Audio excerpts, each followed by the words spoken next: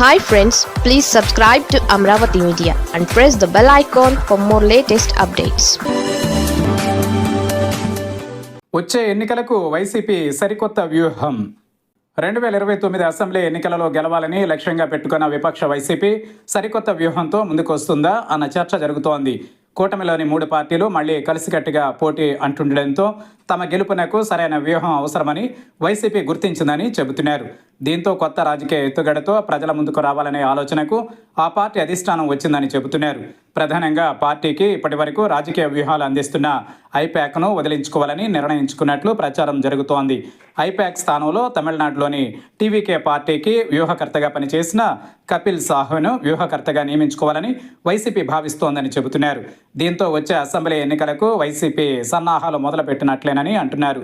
2 ఏళ్ల క్రితం జరిగిన అసెంబ్లీ ఎన్నికలలో ఘోర ఓటమి ఎదుర్కొన్న వైసీపీ 3 ఏళ్ల తరువాత జరిగే అసెంబ్లీ ఎన్నికలలో ఎట్టి పరిస్థితుల్లోనూ గెలవాలని టార్గెట్ పెట్టుకుంది.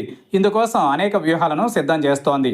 ఇందులో ప్రధానమైనది పార్టీ అధినేత మాజీ ముఖ్యమంత్రి జగన్మోహన్ రెడ్డి పాదయాత్ర ఒకటైతే, రెండవది పార్టీకి సరైన ఎన్నికల వ్యూహాలు అందించే బృందంగా భావిస్తున్నారు. 2019 ఎన్నికలలో ప్రముఖ ఎన్నికల వ్యూహకర్త ప్రశాంత్ కిషోర్ సలహాలు, సూచనలతో రికార్డు విజయాన్ని సొంతం చేసుకున్న వైసీపీ గత ఎన్నికలలో ప్రశాంత్ కిషోర్ బృందంలోని రిషిరాజ్ సింగ్ వ్యూహాలతో బోల్తా కొట్టింది. అయితే ఈసారి తమిళనాడులో టీవీకే పార్టీని అధికారంలోకి తీసుకువచ్చిన కపిల్ సాహు వైపు చూస్తోందని కొద్ది రోజులుగా విస్తృత ప్రచారం జరుగుతోంది. ప్రశాంత్ కిషోర్ బృందానికే చెందిన కపిల్ సాహు ప్రస్తుతం సొంతంగా పనిచేస్తున్నట్లు చెబుతున్నారు. ప్రధానంగా డిజిటల్ ప్రచారంలో కపిల్ సాహుకు మంచి గుర్తింపు ఉందని చెబుతున్నారు. తమిళనాడులో టీవీకే పార్టీకి రాజకీయ వ్యూహాలు అందించిన కపిల్ సాహు సైలెంట్గా టార్గెట్ను కొట్టడమే హాట్ టాపిక్ అవుతోంది. ఎన్నికలకు ముందు ఎటువంటి అంచనాలు లేని టీవీకేని ఏకంగా ప్రభుత్వంలోకి తీసుకురావడానికి కపిల్ సాహు వ్యూహాలు బాగా పనికొచ్చాయని చెబుతున్నారు. ఎన్నికలకు ముందు ఎటువంటి అంచనాలు లేని టీవీకేని ఏకంగా ప్రభుత్వంలోకి తీసుకురావడానికి కపిల్ సాహు వ్యూహాలు బాగా పనికొచ్చాయని చెబుతున్నారు.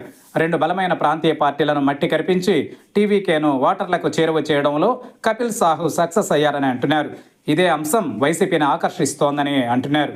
కూటమి పార్టీలు కలిసి ఉంటే ఓట్లు చేరడం కష్టమనే అభిప్రాయంతో ఉన్న వైసీపీ కూటమికి విరుగుడిగా వ్యూహాలు రచించే సరైన స్ట్రాటజిస్ట్ కోసం అన్వేషిస్తున్న క్రమంలో కపిల్ సాహు పేరు తెరపైకి వచ్చిందని అంటున్నారు. దీంతో ఆయనతో ప్రస్తుతం చర్చలు కొనసాగుతున్నాయని చెబుతున్నారు. కపిల్ సాహుతో ఒప్పందం కుదిరితే రిషిరాజ్ సింగ్కు చెందిన ఐపాక్ స్థానంలో కపిల్ సాహు సెల్ఫ్ ఎంప్లాయిడ్ బృందం తెరపైకి వచ్చే సూచనలు కనిపిస్తున్నాయని చెబుతున్నారు. కాగా వచ్చే ఎన్నికలలో గెలుపు కోసం ఎన్నికల వ్యూహకర్తలపైనే ఆధారపడాలా అన్న ప్రశ్న పార్టీలో విస్తృతంగా వినిపిస్తోంది. క్షేత్రస్థాయిలో పార్టీకి మరమ్మతులు చేయకుండా ఏం చేసినా ఉపయోగం లేదనే వాదన బలంగానే వ్యక్తమవుతోందని చెబుతున్నారు.